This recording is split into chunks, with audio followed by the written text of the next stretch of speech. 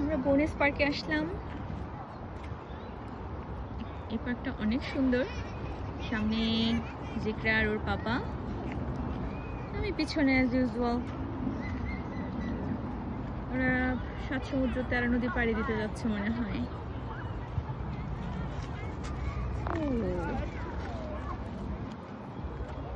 এখানে মানুষের হাতে মানুষ থেকে কুকুরের সংখ্যা বেশি, বাট খুব ভালো লাগে ওদেরকে। টেনে নিয়ে যাচ্ছে, ব্যথা পাচ্ছে। আমি কি যেতে পারবো? জিকরা তো চলে গেছে।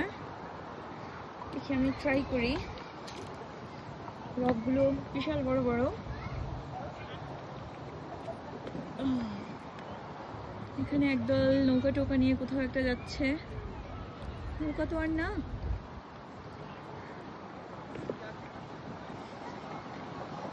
আশপাশটা রোদে ঝলমল ঝলমল করছে সব, খুব সুন্দর। আমরা এখানে উইন্টারে এসেছিলাম, তো উইন্টারে আমি আমার বোন সহ এসেছিলাম। আমার বোন যখন এখানে ছিল, বোনের ছেলে, তো তখন পানি ছিল না, গাছে কোনো পাতা ছিল না, দেখতে টোটালি ডিফারেন্ট ছিল। আর এখন আবার দেখতে ডিফারেন্ট, খুব সুন্দর, খুব ভালো লাগে। এই নদীটা যদি আমাদের দেশে হতো, এই নদীটার দুপাশে বসতো চায়ের দোকান, আরো কত কিছু। পানিগুলোকে করে ফেলতো ময়লা নোংরা। আর এখানে ওয়াও, সো প্রিটি পানির স্রোত।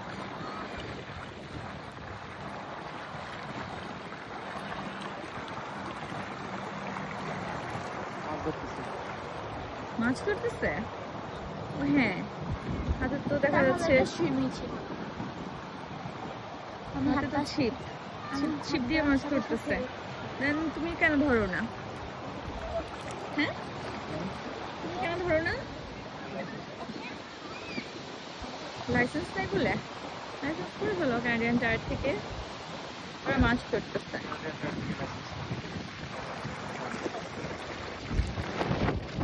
আমার থেকে মোবাইলটা না পড়ে যায়, অনেক বাতাস,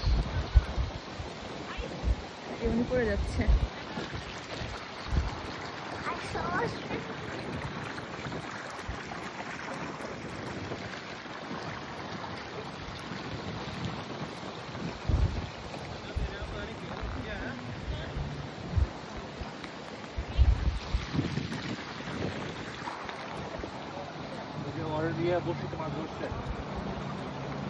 বড়শিতে মাছ উঠছে।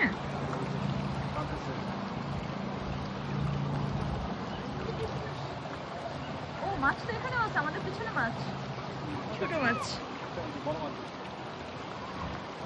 বড় মাছ ধরছে।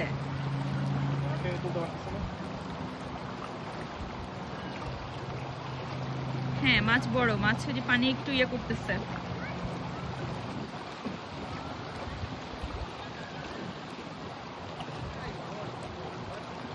খেলে দাম তো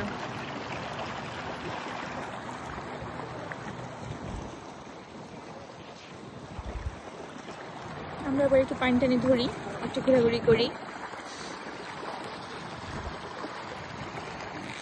এখানেও পানিতে মাছ আছে।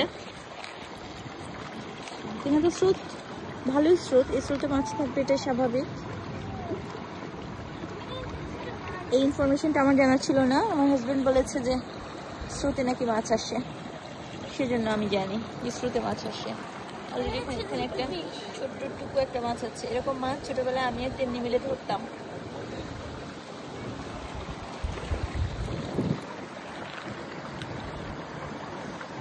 ওকে, বাই বাই।